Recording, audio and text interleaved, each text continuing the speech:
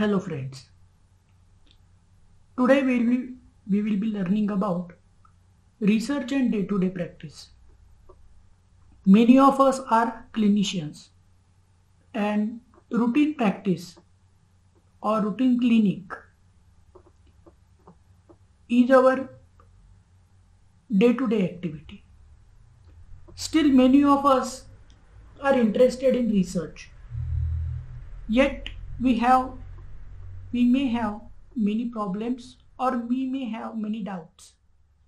So I'm trying to cover the aspects of research those are concerned with day-to-day practice. Can you see this picture? These are the villagers. They are taking a patient who had a scorpion bite and they are taking him to a primary healthcare center. And this scorpion bite is a poisonous scorpion bite.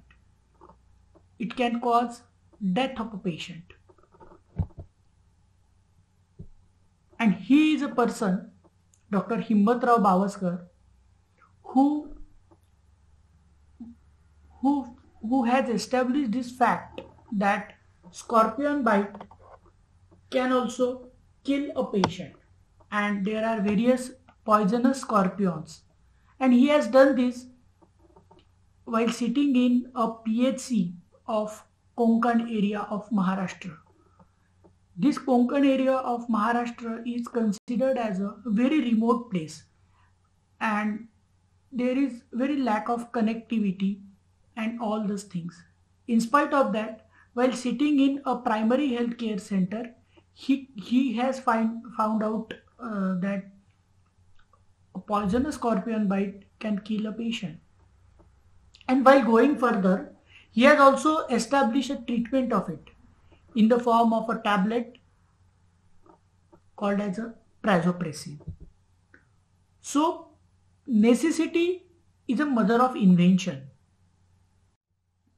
And these are the publications done by Dr. Himmatrao Bavaskar. He has established a pulmonary edema after scorpion sting. This is a Lancet publication. And then a cardiac and premonitory sign and symptoms of a red scorpion sting. And eventually what I told you about the prazopressine, use of prazopressine in a poisonous scorpion bite. And let me remind you that all these publications came from him while he was working in Konkan area of Maharashtra.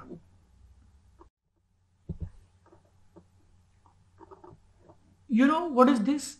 This is a area in Gadchiroli.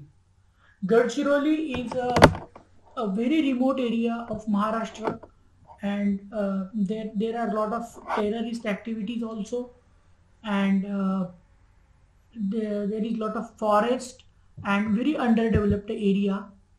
And this couple is Dr. Abhay Bang and Rani Bang. And what they are trying to do is they have found out some very interesting thing in those remote areas, that in spite of having a lot of poverty and a lot of lack of all the instruments and all the gadgets and all the reach to all the new world, these people can grow up, and the children's or neonates of these people can grow up with some small methods called as a kangaroo method. And this kangaroo method established by them has later on accepted by WHO. You can see there are more than 500 publications while just sitting in a Gadchiroli area of Maharashtra.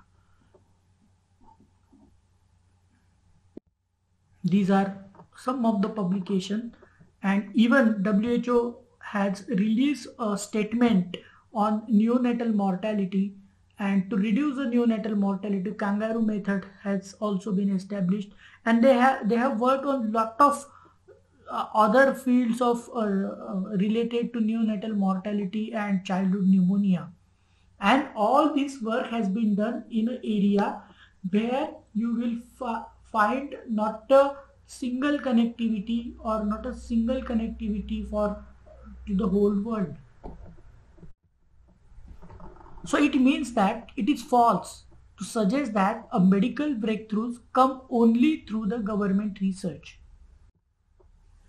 What is relationship between research and a practice? So good research is necessary to improve our practices. While good practice or good observations in our practice can nearly lead to some good research and which is again responsible for the improved practice. And a good practice and a good research, they are interdependent. Yes, it means that there is an impact of good research on a practice. That is, good research can bring some new medicines, good research can bring some new technology, good research can bring some newer adaptations, some newer methods that will improve your practice. But a good practice, good observations in a practice can yield to very good research and a very good research question also.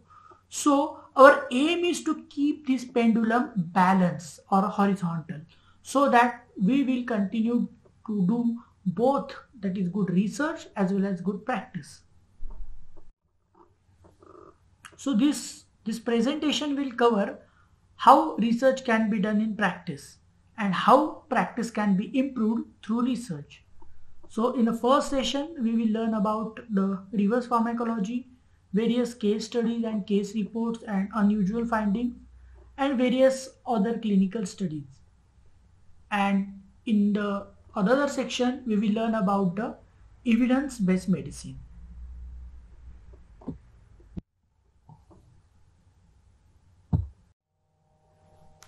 What can be the research approach for Ayurveda? He is Dr. Ashok Vaidya sir.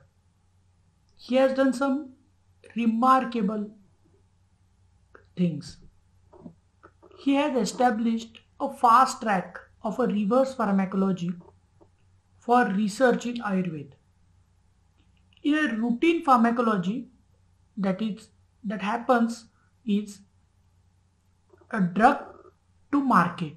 It means that a molecule is established first, then preclinical studies will be done, then some animal studies will be done, and then later on the drug will come to the market.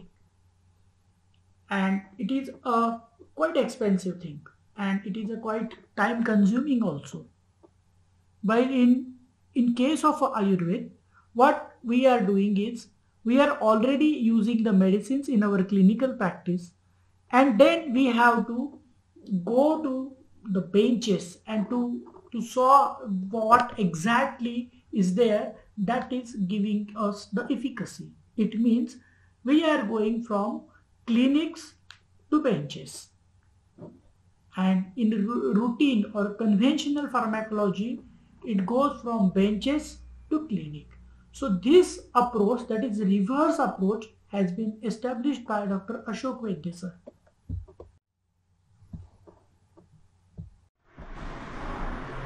So in the first format, what will happen? We will collect the information on clinical use and safety, then traditional knowledge based on the formulation and observations of clinical effect and confirmation of safety, randomized control trial and confirmation of safety, and then isolation of the active compound and standardization of the quality control. So this is a exact mechanism from clinics to laboratory. So usually we will go from clinics to laboratory in case of Ayurveda research because we are routinely using those things. So what are the different types of clinical studies that we can do in our day-to-day practice or in our day-to-day setup? So we can do some descriptive studies which will describe the kind of patients, the kind of observations, the kind of experiences we had in our day-to-day practice, and they will not have any comparison group. We will go for analytical studies and where we will have some comparison group like some normal individuals, some diseased individuals, or we may have some individuals who are taking particular type of say who are having particular type of addictions, or who are prone to have some type of uh, uh, some type of habits, or they are habitual to some things, and some who are not habitual to those things. So these type of study can be done with a comparison group, and they are called as a analytical studies. So descriptive studies, they have two types. Basically, they are personal level individual studies, or aggregate level, or population based studies. So in a individual or a personal based studies, we can write a case report. So what's an interesting case comes to you, and you treat that patient, then you can easily publish a case report. Case reports are a very important documents, and case report can give some very important leads to the science, and some very tricky things, or some new things to be reported, or a case series. Recently, you are also aware that we came to know about this COVID epidemic, or a COVID-19 epidemic, with a publication of a case series, like a case series of a non-specific pneumonia has brought our attention to the emerge of some new disease, and later on that disease has been termed as a COVID-19 by WHO. So this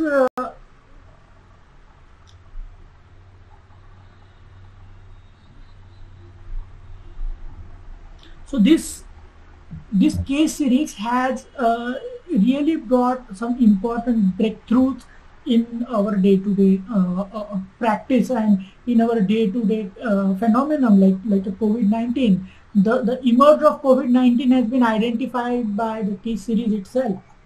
Then the cross-sectional studies. The cross-sectional studies are the snapshot of what is happening today. Surveillance studies, ecological and various correlation studies that we can do. These are different types of the descriptive studies that we can do. So what is an algorithm for classification of clinical research? So did the investigator has any exposure? So if investigation has any exposure, if yes, then it will become experimental thing or experimental trial. And if he does not have any exposure, then it will become an observational study. In the observational study, the investigator will not do any intervention. However, he will be observing the things in a curious way and in a detailed way.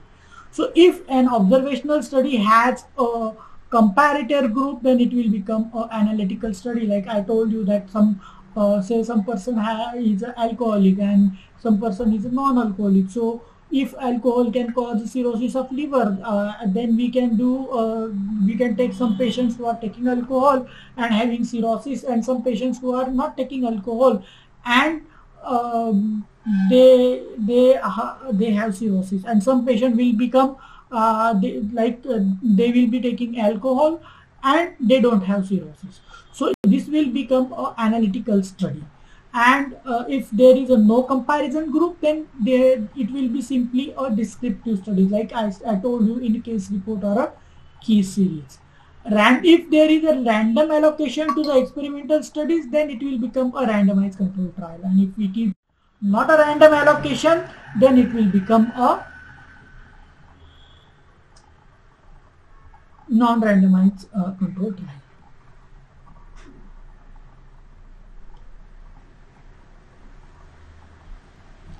So there is a time direction. So for analytical study, we have the three types of studies, that is cohort study, case control study, and a cross-sectional study.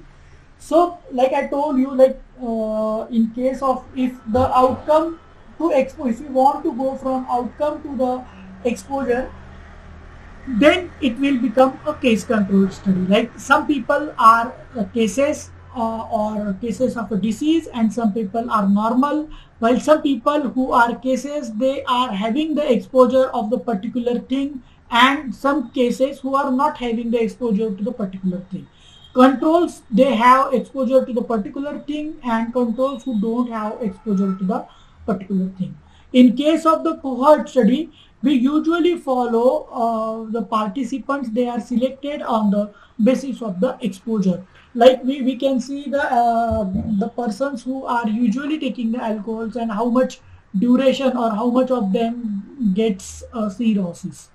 While in case of the cross-sectional study, exposure and outcome, they are measured at a same time. So case report and case series. A single case is called as a single case which is published is called as a case report, and more than one patient who will be reported by you, it will become a case series. So the important point is it is the simplest study design and it is a very weak evidence, yet it gives an unusual and thought-provoking phenomena. Investigators are often practicing clinicians. So this is a very important as far as practicing clinicians are concerned, to record a case in a good way or to report a case series. It generates a research question where all the research begins. So every research begins with a research question in your mind. So if this case report or a key series, they have a ability to generate a research question and then to get the answer for those research questions. If you don't ask research question, probably you can never get the answer properly. So this is a very important as far as case reports are concerned.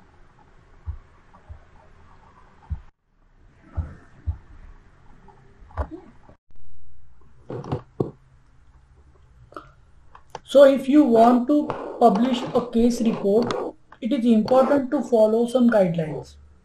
And those guidelines are called as CARE guidelines. These CARE guidelines are initially published in 2013 in Journal of Epidemiology under the leadership of Dr. David Riley. So these CARE guidelines gives you a specific template, a specific sequence in which those case reports are to be published or those case reports are to be written.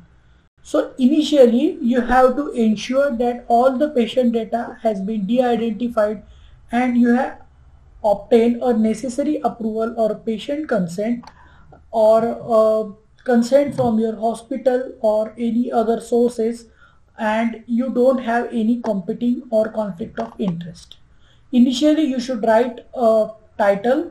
In the title, a case report word should be there, and a title should be catchy and it should give the specific information that what is special in that particular case. So whether it is a presentation or a diagnosis or a test result or something innovative treatment approach, that should be there in the title. Then after that an abstract should be written in around 200 to 250 words. In the abstract there should be a rationale for the case report, what were the presenting concerns, what were the interventions or some diagnostic dilemma if there it is, or what were the outcomes, and what are the take home lessons or the message to be learned from these case reports. And after that 2 to 5 keywords should be written. Writing the timeline, you should focus on the diagnostic and assessment. Therapeutic focus and assessment should be described. Provide an assessment of the diagnostic methods, that is, if you have included any laboratory investigation, any imaging or radiographic investigation, any questionnaire, any diagnostic challenges if there were there, and you should include the diagnostic reasoning, including the reasons for exclusion of some differential diagnosis, which is probably needs to be ruled out. Then the prognostic characters such as staging in oncology, it should be mentioned. Then you should various therapeutic focus and assessment, and then follow up and outcome. In the follow-up and outcome, you have to describe the clinical course of the case, including all the follow-up, all the visits, intervention, modification, interruption or discontinuation for the reasons, adherence to the intervention and how this have been assessed, and various if you find any adverse effect or any unanticipated events, what were the reasons for it and how you have managed it. And in the discussion, you should describe the strength and limitations of the case report, including the case management and any scientific and medical literature related to the case report.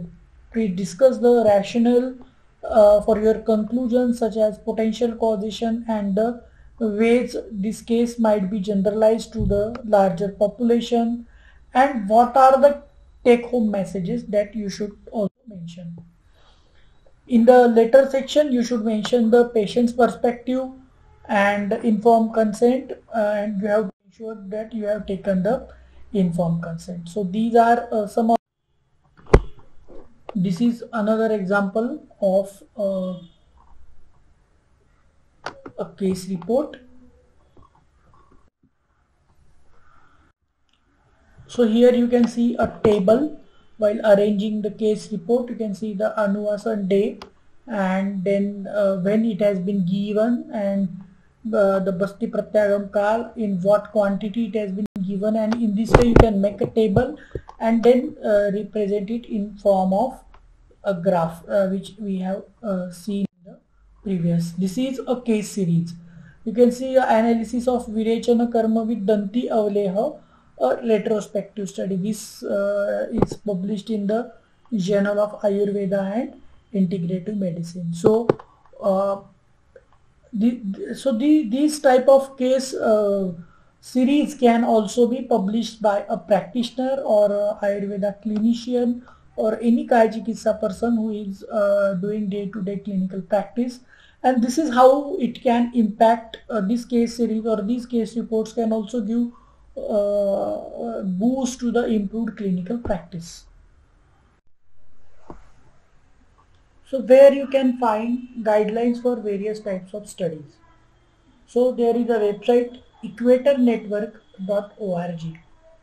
In that website you can find the various guidelines for various types of studies, which I have explained in the some previous slides. For randomized control trials, you have to go for the consort guidelines. Then for observational studies, you have to go for the stroke guidelines.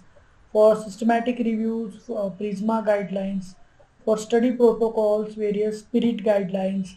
Diagnostic and prognostic studies, you have to go for the START guidelines, and the extension is a tripod. For case reports, as I explained in details, CARE guidelines. For clinical practice guidelines, you have to go for, if you want to design some clinical practice guidelines, you have to go for AGRI guideline. For qualitative research, SRQR guidelines. If you want to do some animal studies, then ARRIVE guideline. For quality improvement studies, SQUARE guideline, and economic evaluation, CHEERS guideline. So this is equator-network.org, where you can get different types of guidelines.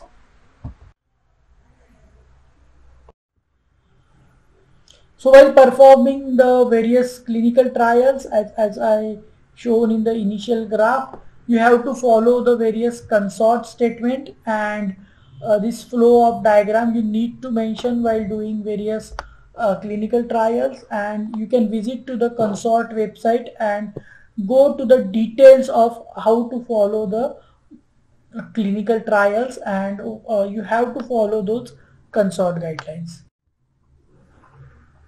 Before that, you have to register a if you are going to the clinical trial, registration of a clinical trial is mandatory. So before recruiting any subject into your clinical study, you have to register it for CTRI, that is Clinical Trial Registry of India.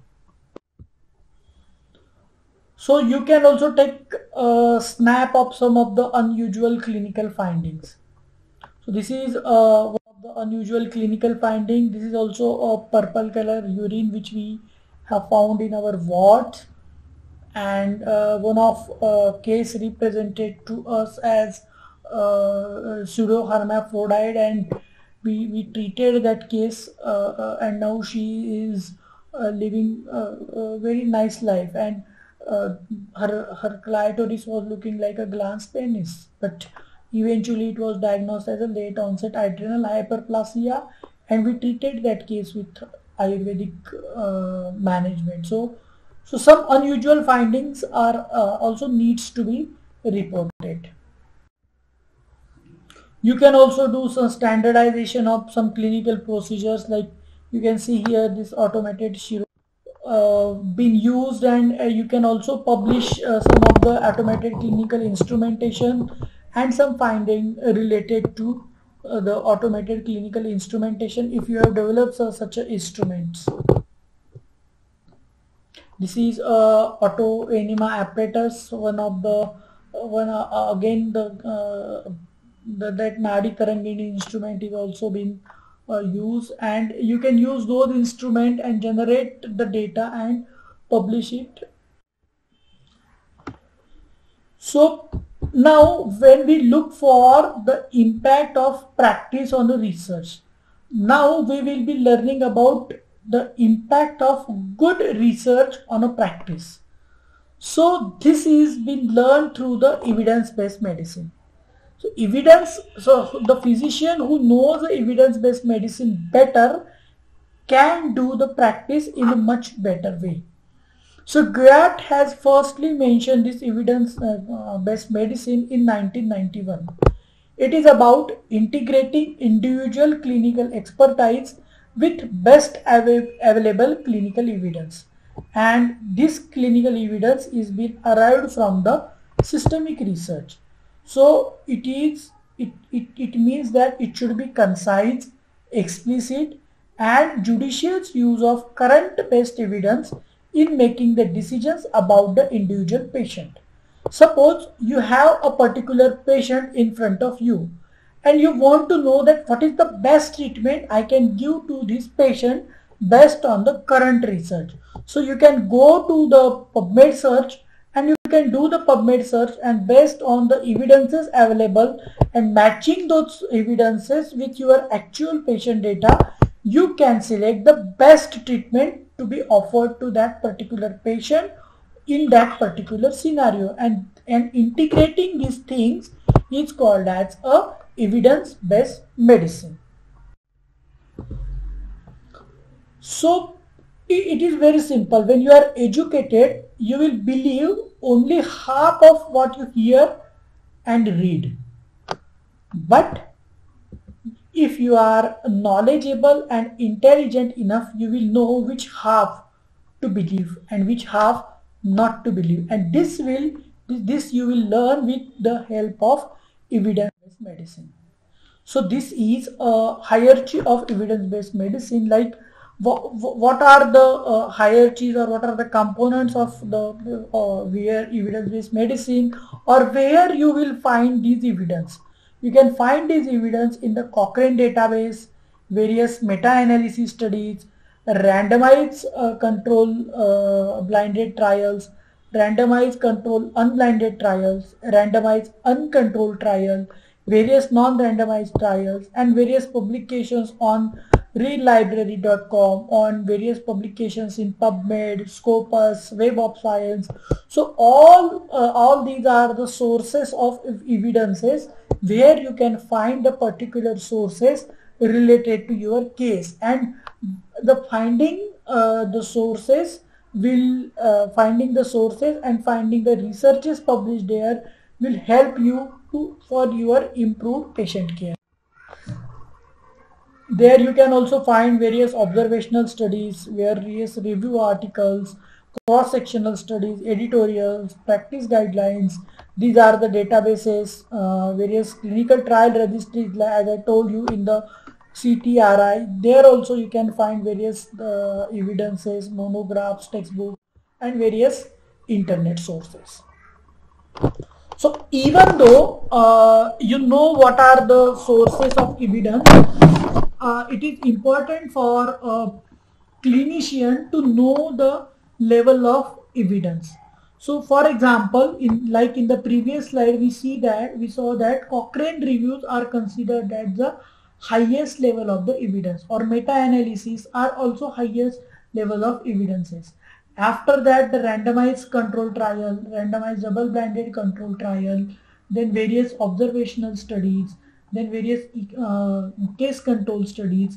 In this way, the level of evidence goes downwards, and the case reports are considered as level E, or the weak, comparatively weak evidence for the in the hierarchy of evidence-based medicines. So level A evidence means it has a good scientific evidence, and you should discuss this service or this type of treatment or this type of investigation to the eligible patient, and you should advise that particular test or that particular treatment to the eligible patient. Level B means there is a fair scientific evidence, but there might be a little bit of cost constraint or affordability constraint, or patient may be not willing to take the treatment. Such evidence level is called as a level B evidence. Level C evidence, it means that it is a fair scientific evidence, but there is a equal balance between the risk to benefit ratio. In that case, you have to assess the patient, and you have to see if that particular treatment modality or if that particular investigation carries a more risk than the benefit. If the risk is more, then probably you should avoid that particular investigation or that particular treatment module in the particular patient. But if the benefit is little bit higher than the risk, then you should go for it. But the important point to note in level C evidence is the risk to benefit gap is very narrow in this level C, as compared to level A, that this gap is very large and the risk is very minimum and benefits are more. Compared to level B, there is a fair scientific evidence, but related to patient, some constraints may be there.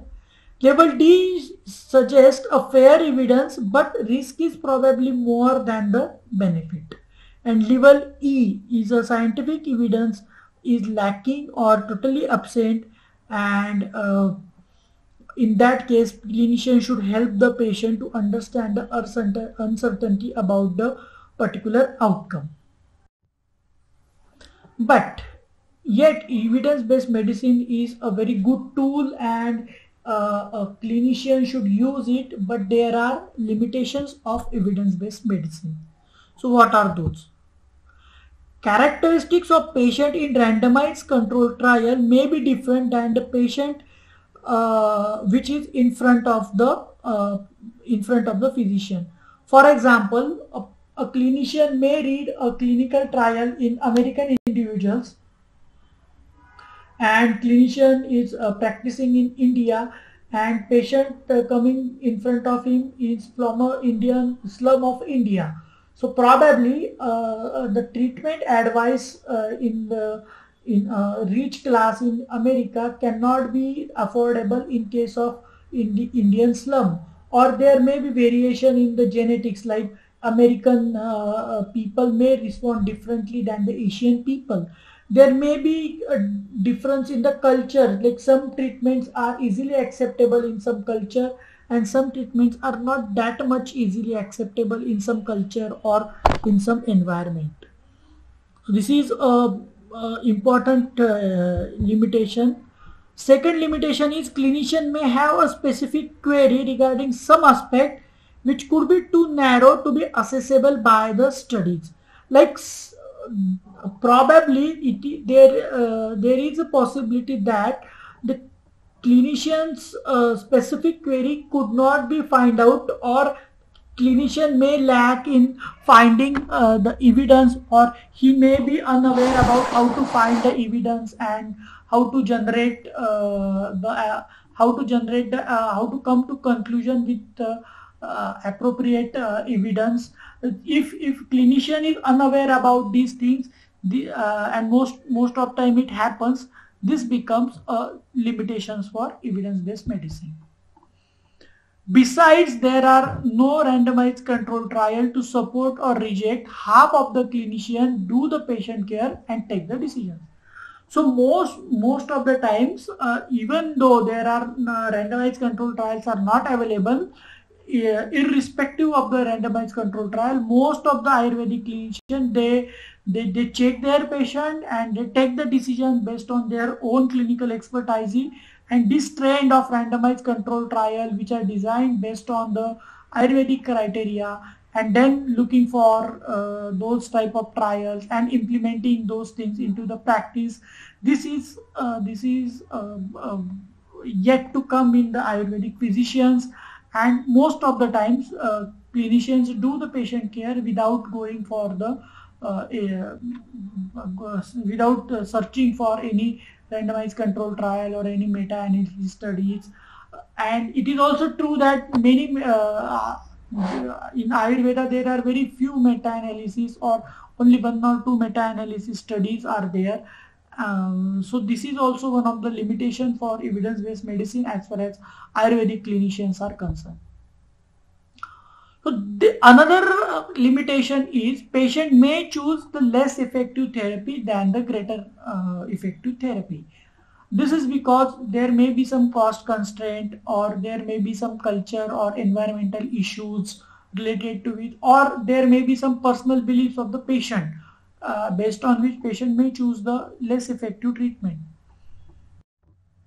So what are the obstacles in evidence-based medicines? Ignorant, reluctant, and MR dependent clinician. Most the clinician do not spend the time in reading the actual evidences. Most of the pharma companies they try to give emphasis on their own product rather than generating true evidence. And there is a scarcity of evidence also. Maximum up to 30% medical care is based on the RCT. Like, it means that rest of the medical care is also running without those randomized control trials and without the evidence also, and these decisions are taken by the physician by itself. But problem is that when a physician takes a decision based on his expertise and finds something, then he have to create the evidence, and then he have, if there is something new, then he have to publish it in terms of case reports. This will again create the evidence, and this evidence will again help the another clinicians to take the proper decision. And in this way, a senior clinician can help the junior clinicians, or maybe a junior clinician came across with some innovative case, can help the other clinicians to improve their own practice. But unfortunately, this is becoming very difficult, and patients are many times patients are also in ignorant. They have judicious mindset, and most of the time some illiterate patient who don't know how to read and write, and their decision might be different from the persons who are well aware about such things. So there is a large variability as far as Indian scenario, and especially Ayurveda scenario is concerned. So how to overcome these difficulties in order to improve your practice? So try to read evidences and be up to date. Follow the good clinical practice guidelines, and most importantly, please don't forget, all of us who treat the patient every day are bound to become a patient someday. Why? Because research is to see what everybody else has seen and to think what nobody else has thought. And this could come with a good clinical scientist or a good clinical researcher.